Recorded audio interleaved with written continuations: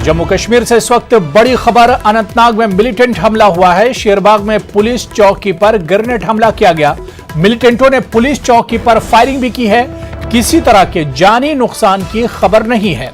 DGP Dilbag Singh ने grenade हमले की तस्दीक की है। सिक्योरिटी फोर्सेज और पुलिस ने इलाके को घेरे में ले लिया है। तो अनंतनाग से इस वक्त बड़ी खबर आ रही है, जहां पर मिलिटेंट हमला हुआ है। शेरबाग में पुलिस चौकी पर ग्रेनेड हमला किया गया है। मिलिटेंटों ने पुलिस चौकी पर फायरिंग भी की है, लेकिन अच्छी बात यह कि किसी भी तरह के जानी नुकसान की अभी तक खबर नहीं है। जम्मू कश्मीर के डीजीपी दिलबाग सिंह ने ग्रेनेड हमले की तस्दीक की है। सिक्योरिटी फोर्सेज और पुलिस ने इलाके को घेरे में ले रखा है। शुरुआती तस्वीरें भी न्यूज़ 18 उर्दू के पास आ गई हैं। जैसे ही मिलिटेंटों के इलाके में आने की खबर मिली, ये हमला जैसे ही हुआ उसके फौरन बाद पूरे इलाके का मुहासरा कर लिया गया है। सिक्योरिटी अमला ग्राउंड जीरो पर मौजूद है और अच्छी बात यह कि किसी भी तरह के जानी नुकसान की अभी भी खबर नहीं है। बाकायदा डीजीपी दिलबाग सिंह ने ग्रेनेड हमले की तस्दीक की है। सिक्योरिटी फोर्सेज और पुलिस ने इलाके को अपने घेरे में ले लिया है। सर्च ऑपरेशन चलाया जा रहा है। तो जम्मू कश्मीर के अनंतनाग से इस वक्त बड़ी खबर है, जहां पर मिलिटेंट हमले की खबर आ रही है। शेरबाग में पुलिस चौकी पर यह ग्रेनेड हमला किया गया है। मिलिटेंटों ने पुलिस चौकी को निशाना बनाया, जिस पर पहले ग्रेनेड फेंका गया और उसके बाद मिलिटेंटों ने फायरिंग की। लेकिन अच्छी खबर यह है कि किसी भी तरह की जानी नुकसान की अभी तक कोई खबर नहीं है। बाकायदा इंतजामिया ने ग्रेनेड हमले की तस्दीक भी कर दी है। सिक्योरिटी फोर्सेज और पुलिस ने इलाके का घेरा कर लिया है, घेराबंदी कर दी है। सर्च ऑपरेशन चलाया जा रहा है। अनंतनाग में यह मिलिटेंट हमला हुआ है, जहां पर पुलिस चौकी को निशाना बनाया गया है। शेरबाग में पुलिस चौकी पर ग्रेनेड हमला किया है मिलिटेंटों ने। इस वक्त की बड़ी खबर जम्मू कश्मीर से आ रही है, जहां अनंतनाग में पुलिस स्टेशन पर मिलिटेंटों ने ग्रेनेड हमला किया है। डीजीपी दिलबाग सिंह ने ग्रेनेड हमले की बाकायदा तस्दीक कर दी है। और इस वक्त जम्मू कश्मीर के किश्तवाड़ से एक और बड़ी खबर, जहां पर सड़क हादसा पेश आया है। टाटनी सर्वर रोड पर इको कार हादसे का शिकार हुई है। हादसे में 10 अफराद के जख्मी होने की खबर मिल रही है। आपको बताते चलें कि जख्मियों में से 2 की हालत तशवीशनाक बनी हुई है। तो किश्तवाड़ में सड़क हादसा पेश आया है। टाटनी रोड पर इको कार हादसे की शिकार हुई है। इस हादसे में 10 अफराद जख्मी हुए हैं। जख्मियों में से 2 की हालत तशवीशनाक बताई जाती है। जख्मियों को जिला अस्पताल किश्तवाड़ मुंतकिल किया गया है। और महाराष्ट्र से इस वक्त बड़ी खबर आ रही, जहां पुणे बीजेपी चीफ के खिलाफ मुकदमा दर्ज किया गया है। रियासती बीजेपी चीफ चंद्रकांत पाटिल के खिलाफ मुकदमा दर्ज किया गया है। पुणे सिटी मेयर मुरलीधर के खिलाफ भी मुकदमा दर्ज किया गया है। पुणे बीजेपी सदर जगदीश और दीगर बीजेपी कारकुनान का नाम शामिल है। 30 अगस्त को कोरोना रहनुमा खतूत की खिलाफ वर्जी पर यह मामला दर्ज हुआ है। रियासत में मंदिर खोलने की मांग पर ये लोग एहतजाज कर रहे थे, जिसके चलते इन पर कोरोना गाइडलाइन के खिलाफ वर्जी करने के तहत मुकदमा दर्ज किया गया है। तो महाराष्ट्र में पूना में बीजेपी सदर पर यह मामला दर्ज हुआ है। रियासती बीजेपी चीफ चंद्रकांत पर भी मामला दर्ज हुआ है। पुणे सिटी मेयर मुरलीधर के खिलाफ भी मुकदमा दर्ज किया गया है। पुणे बीजेपी सदर जगदीश और दीगर बीजेपी कारकुनान का नाम भी इसमें शामिल है। आपको बताते चलें कि 30 अगस्त को कोरोना गाइडलाइन की खिलाफ वर्जी करने पर यह पूरा मामला सामने आया। रियासत में मंदिर खोलने को लेकर बाकायदा बीजेपी कारकुनान एहतजाज कर रहे थे और इस एहतजाज में कोरोना गाइडलाइन की धज्जियां उड़ाई गई, जिस पर इंतजामिया ने कदम उठाते हुए मुकदमा दर्ज किया है।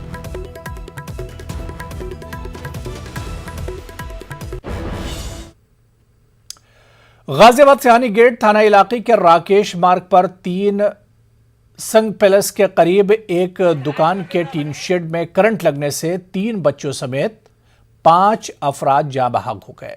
टीन शेड में शदीद बारिश की वजह से करंट आ गया था, जिसकी वजह से यह बड़ा हादसा रूनुमा हुआ।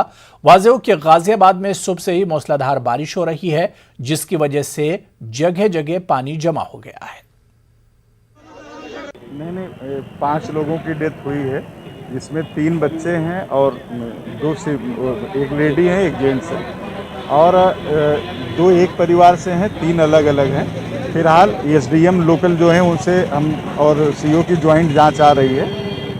प्रथम दृष्टया जो संज्ञान में आया है कि मतलब जो है अभी कल ही एक नया टीन सेट लगा हुआ था और टीन सेट लगने के कारण कहीं पे वायरिंग में कटिंग वटिंग हो गई थी, जिसने भी किराएदार ने अपना लगाया हुआ था और उससे पोल पे करंट आ गया था, जिसको टच करने से बारिश हो रही थी, लोग उसमें गए, कुछ शॉप पे सामान लेने गए थे, उससे कैजुअलिटी हो गई है। फिलहाल प्रथम दृष्टया जांच कराई जा रही है। समाजवादी पार्टी के सदर और यूपी के साबिक वज़ीर-ए-आला अखिलेश यादव ने कहा है कि समाजवादी पार्टी सभी छोटी जमातों और लीडरों का इस्तकबाल करती है, क्योंकि समाजवादी पार्टी सबको इज्जत देना जानती है। सभी दलों से गठबंधन है हमारा, होगा छोटे दलों से। सर, मुख्तार अंसारी के भाई की एंट्री सपा में हुई है, बेटे अब्बास की एंट्री कब होगी? समाजवादी पार्टी में जो आना चाहेंगे समाजवादी पार्टी में लेना शुरू कर दिया जाएगा। और सम्मान देने का काम आपके जिले से अच्छा कौन जानता है? अरे भाई, अपने जिले का पूछते तुम, कहाँ तुम गाजीपुर का पूछ रहे हो, आखिरी बॉर्डर का। भैया, छोटे दलों से गठबंधन की बात आपने कही, राजभर साहब पहले ही कह चुके हैं 5 साल में 10 मुख्यमंत्री बनाएंगे, ऐसे में गठबंधन कैसे संभव हो पाएगा? ये आने वाले समय में तय हो जाएगा कौन दल किसके साथ होगा। लखनऊ में आज पीएम आवास योजना के तहत बने घरों से इस्तेफादा करने वालों से यूपी के वज़ीर-ए-आला योगी आदित्यनाथ ने खिताब किया। इस सिलसिले में लखनऊ में एक प्रोग्राम का इनेकाद किया गया था। इस स्कीम के तहत तकरीबन 5.5 लाख लोगों को घर मुहैया कराया जाएगा। अपने खिताब के दौरान वज़ीर-ए-आला ने कहा कि वज़ीर-ए-आज़म नरेंद्र मोदी का ख्वाब पूरा हुआ है। प्रधानमंत्री मोदी जी का सपना कि हर गरीब का घर हो अपना, यह साकार उत्तर प्रदेश के अंदर होता हुआ दिखाई दे रहा है। जब 4 वर्ष के दौरान ही मात्र 4 वर्ष के अंदर 41,73,000 से अधिक लाभार्थियों को ग्रामीण और शहरी क्षेत्र में एक आवास उपलब्ध हुआ है। मैं इसके लिए आप सभी लाभार्थी भाइयों बहनों को हृदय से बधाई देता हूं, अपनी शुभकामनाएं देता हूं। और आज 5,51,000 लाभार्थी अपने गृह प्रवेश कर रहे हैं। इसके लिए भी आप सबके प्रति मेरी मंगलमय शुभकामनाएं हैं, आपको ढेर सारी बधाइयां हैं। देखिए, 4 वर्ष में लगभग 42 लाख के आसपास लोगों को आवास उपलब्ध हो रहा है। लेकिन अगर हम पिछले 30 सालों का आंकड़ा देखेंगे तो मुश्किल से 53 लाख लोगों को 30 वर्षों में आवास मिल पाया था। यानी पहले ये चीजें दिखाती हैं कि सरकार के पिछली 2014 के पहले देश के अंदर जो सरकार होती थी उसके एजेंडे में गरीब नहीं होता था। उसके एजेंडे का हिस्सा न गांव था, न गरीब था, न किसान था, न नौजवान था, न महिलाएं थी। प्रधानमंत्री मोदी जी के प्रति हम सबको आभार व्यक्त करना चाहिए कि उन्होंने 2014 में आने के बाद गरीब को, गांव को, किसान को, नौजवान को, महिलाओं को बिना भेदभाव के शासन की योजनाओं के साथ जोड़ा। 6ठी से 12वीं जमात तक की ऑफलाइन तालीम की शुरुआत के बाद आज से यूपी में प्राइमरी के तालिब इल्मों के भी ऑफलाइन तालीम की शुरुआत हो गई। लेकिन मेरठ में एक तरफ जहां ज्यादातर प्राइवेट स्कूलों ने आज से क्लास की शुरुआत नहीं की, वहीं सरकारी प्राइमरी और जूनियर स्कूलों में पहले दिन ही बच्चों की तादाद खातिर खा रही। देखिए मेरठ से हमारे नुमाइंदे तंजीर अंसार की रिपोर्ट।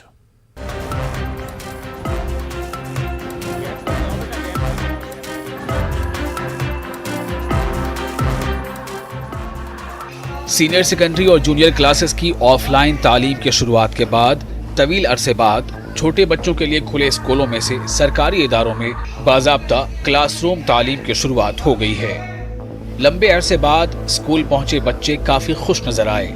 ऑनलाइन तालीम की सहूलियात से महरूम सरकारी इदारों के ये बच्चे अपने स्कूलों के खुलने का इंतजार कर रहे थे। सरकारी स्कूल में पढ़ने वाले बच्चे और उनके पेरेंट्स इस बात के लिए परेशान थे किस तरह हमारे बच्चे पढ़ाई के ट्रैक पर आएँ, स्कूल खुलें, और वो जो एजुकेशन का सही तरीका है और जिसकी वजह से वो एजुकेशन नहीं ले पा रहे थे, वो उस वजह से उनकी ज़्यादा ख्वाहिश थी कि स्कूल खोले जाएं और हमारे बच्चे स्कूल में जाकर जो है शिक्षा ग्रहण करें, तालीम हासिल करें। बोले सर मन नहीं लग रहा था घर में, हमारे टीचर इतने अच्छे हैं सर, हम चाहते थे स्कूल खुल जाए। आज हम स्कूल आए, बहुत अच्छा लग रहा है। ये सर पढ़ाई नहीं हो रही थी क्योंकि मोबाइल नहीं था हमारे पास। सर आज हम बहुत दिन बाद स्कूल आए, अच्छा लग रहा है। सर क्लास में पढ़ाई ज़्यादा अच्छी लगती है। सर हम 8 बजे स्कूल आए थे, स्कूल आकर फिर प्रेयर हुई थी स्कूल में। सर प्रेयर के बाद हम अपनी क्लास टीचर से मिले, स्टूडेंट्स से। स्कूलों के खुलने का इंतजार अक्सर बच्चों के साथ उनके वालिदैन को भी था। बच्चों के वालिदैन के मुताबिक घर में बच्चों की ऑनलाइन तालीम का सिलसिला महज रस्म अदायगी तक महदूद होकर रह गया था, लेकिन अब स्कूलों के खुल जाने से तालीम का सिलसिला बाज़ाब्ता फिर से शुरू हो गया है। सर जब से स्कूल बंद हुए थे तो पढ़ाई में दिक्कत आ रही थी, घर पे पढ़ाई हो नहीं पाती सही से। अब स्कूल खुले हैं तो इससे पढ़ाई रुकती नहीं, वरना घर पे नहीं हो पाती पढ़ाई। सर अच्छा लग रहा है, पढ़ाई स्टार्ट हो गई बच्चों की, पढ़ पाएंगे अब सही से। घर पे पढ़ाई नहीं हो पा रही थी, थोड़ी डिफिकल्ट हो रही थी नेट पे। अब स्कूल में है तो स्कूल में अच्छी पढ़ाई हो। दुआ करते हैं स्कूल खुले, कोरोना खत्म हो जाए। ऑनलाइन तालीमी निज़ाम से नाआशना सरकारी स्कूलों के बच्चों के लिए ऑफलाइन तालीमी सिस्टम तालीम हासिल करने का वाहिद जरिया है। ऐसे में स्कूलों के खुल जाने से इन बच्चों के लिए तालीम के दोबारा पटरी पर लौटने का सिलसिला शुरू हो गया है। न्यूज़ 18 उर्दू के लिए मेरठ से तंजीर अंसार की रिपोर्ट। खबर कानपुर से है, जहां एक मासूम ने बेहतरीन मिसाल पेश की है। कानपुर के जवाहर नगर के रहने वाले 8 साल के मासूम आशीष अपने वालिदैन का सहारा बने हुए हैं। आशीष के वालिद म्यूजिक के टीचर थे, लेकिन उनके काम से नाखुश प्रिंसिपल ने उन्हें नौकरी से निकाल दिया, जिसके बाद इनके घर के हालात खराब होते गए। वालिदा भी नाबीना हैं, पर उन्होंने MA BEd की तालीम हासिल की है, पर वो भी बेरोजगार हैं। ऐसे में ये मासूम अपने वालिद के साथ जाकर कूड़ा करकट इकट्ठा करके अपने घर की जिम्मेदारी संभाले हुए है। माँ बाप दोनों बीनाई से महरूम हैं, पर दोनों तालीम याफ्ता हैं। बावजूद इसके 8 साल के बच्चे को घर चलाने के लिए मेहनत करनी पड़ रही है। ऐसे में हुकूमत के दावे और ऐलानात पूरी तरह से खोखले साबित हो रहे हैं। कहते हैं कि शरीर में अगर कोई कमी हो तो इंसान कमज़ोर पड़ जाता है, लेकिन गोपाल नेगी ने उसे झूठ साबित कर दिया, क्योंकि वो आंखों से नाबीना हैं, उन्हें दिखाई नहीं देता है। बावजूद उसके उन्होंने एक अच्छी पढ़ाई की, उसके बाद नौकरी की, लेकिन मौजूदा जो हालात हैं, आइए उनसे बात करते हैं कि किस तरह के हैं। उनका बेटा जो है 8 साल का है और वो उनके साथ कबाड़ बीनने का काम करता है। गोपाल जी, किस तरह से जिंदगी गुजर बसर कर रहे हैं? सर मैं 2013 से कानपुर अंध विद्यालय में एज ए म्यूजिक टीचर कार्यरत था। 24 सितंबर सन 2019 को मुझे हटा दिया गया परफॉर्मेंस खराब बताकर। एक लड़के का मैंने सिलेक्शन मुंबई के लिए करवाया था, एक रेडियो मिर्ची के लिए, उसके बावजूद मुझे हटा दिया गया। तो अब आजकल हमारा भरण पोषण जो चल रहा है वो गत्ता बिन रहे हम लोग। जब से कोरोना काल आया उसके बाद मतलब कुछ लॉकडाउन के दौरान हमें कुछ भी प्राप्त नहीं हुआ। राशन कार्ड भी बहुत देरी से बना और लोग ठुकराते हैं। अभी भी मतलब हम लोग गत्ता बिनता अपने बेटे को मैं ले जाता हूँ, जो मेरा कलयुग का श्रवण कुमार है, और वो दुकानदारों से रिक्वेस्ट करता है कि अंकल गत्ता दीजिए, ये उठा लें। कोई कहता है इसमें सामान भरा है। कभी हमारी जब बोरी भर जाती तो दुकानों से टकराती, दुकानदार चिढ़ते हैं। कभी किसी का सामान गिर जाता है, हमें तो दिख नहीं रहा है, और मैं इसको इसलिए ले जाता हूँ सर कि मतलब मुझे तो दिख नहीं रहा है, मैं तो मतलब गोबर वगैरह या कुछ भी उठ सकता हमारे हाथ से, तो देख देख के वो उठाता है बेचारा और वो बोरियों में भरता है। बोरी लाद के मैं लाता हूँ, उसको वजन नहीं ले जाता हूँ, छोटी बोरी उसके पास रहती है, उसमें भर के वो बड़ी बड़ी बोरी में डालता है। और बहुत से दुकानदार तो दे भी देते हैं। कभी कोई कहता है कि रात को आना, कभी कुछ, तो इसी तरह से हमारा भरण पोषण चल रहा है। कभी 70 रुपये, कभी 100 रुपये। तो उसने अपने मतलब वही कबाड़ के पैसे को इकट्ठा कर करके अपने लिए बुकें भी ली स्कूल से, जो कि 3300 रुपये की पड़ी। तो एक चीज और कि आपकी बीवी भी जो पढ़ी लिखी हैं, आप भी कहाँ से आपने पढ़ाई की? और जी सर, सर मैंने दिल्ली विश्वविद्यालय से पढ़ाई लिखाई की। मेरा म्यूजिक ऑनर्स BEd नहीं होता हमारे सब्जेक्ट में, म्यूजिक ऑनर्स किया, और प्रयाग संगीत समिति से प्रभाकर का डिप्लोमा किया, 5 साल का कोर्स। तो और मेरी मैडम जो है उसका MA BEd special BEd clear है, CTET पास है 2 बार, और उसने टंकण टेस्ट पास किया है टाइपिंग का, हिंदी टाइपिंग 45 की स्पीड से, भोपाल मध्य प्रदेश से। और उसके बावजूद भी हम लोग का सिलेक्शन नहीं हो रहा। हम चाहते हैं कि सरकार से मांग करते हैं कि हम 2 में से किसी एक की भी जॉब लगे, क्योंकि जो हमारे संघ जो बने हुए हैं, राष्ट्रीय दृष्टिहीन संघ जैसे, वो मसीहा बने बैठे हैं, लेकिन वो केवल अपने मेंबर्स, जो उनके मेंबर्स होते हैं, उन्हीं की ही जॉब ऑफ दिलाते हैं, उन्हीं के लिए कार्य करते हैं और मकान भी उन्हीं लोगों को मिलता है जो उनके मतलब जो लोग जॉब में हैं। साथ ये बच्चा भी मौजूद है। बेटा क्या नाम है आपका? आशीष नेगी।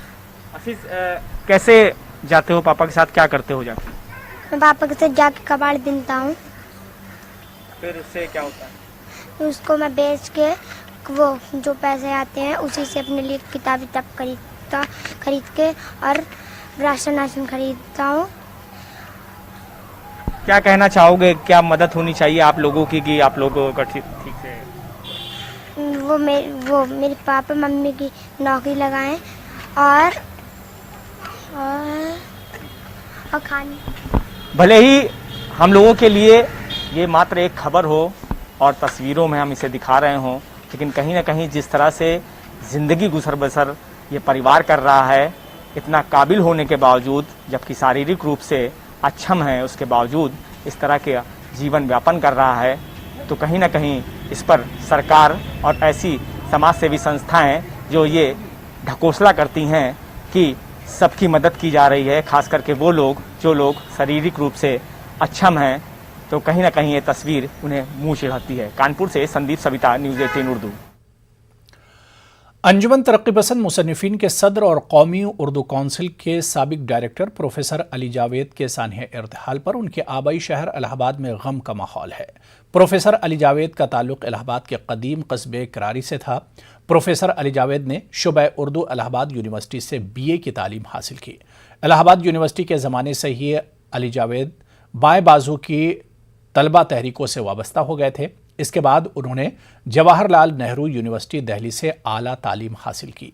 कई अदबी और तनकीदी किताबों के मुसन्निफ प्रोफेसर अली जावेद को तरक्की पसंद अदब में एक मुमताज़ मकाम हासिल है। इनकी किताब क्लासिकियत और रोमानियत उर्दू के तनकीदी अदब में हवाले के तौर पर जानी जाती है। इलाहाबाद में अली जावेद के हमजमात रहे कई मारूफ अदीबों ने इनके इंतकाल पर अपने गहरे रंजो गम का इजहार किया है। अदीबों का कहना है कि अली जावेद के गुजर जाने से तरक्की पसंद अदब का नुकसान हुआ है। अंजुमनों से और रिश्ता बरसों से रहा और मरते मरते भी वो अंजुमन तरक्की पसंद मुसन्निफीन से और बाद दूसरी अंजुमनों से वाबस्ता रहे। मुझे याद है कि हम लोग साथ साथ इलाहाबाद यूनिवर्सिटी में दाखिल हुए। अकील साहब हम दोनों के मुश्तरक उस्ताद थे, शाम साहब मुश्तरक उस्ताद थे। चनाचे 2 साल हमने साथ साथ गुजारे और उस वक्त से ही उनका कम्युनिस्ट पार्टी की यूथ विंग, जैसे AISF कहते हैं, ऑल इंडिया स्टूडेंट फेडरेशन, उससे उनका रिश्ता हो गया था। बल्कि हमको भी धीरे धीरे वो उधर ले गए थे। और मैं ये भी महसूस करता हूँ आज उनके इंतकाल के बाद भी कि उन पर इतने दिनों रहे, 50 बरस रहे होंगे दिल्ली में और दूसरी जगहों पर, इलाहाबाद में, यहाँ वहाँ, लेकिन जो एक बचपन का इफ़ेक्ट देहात का था वो मुझे लगता है कि आखिर वक्त तक नहीं गया।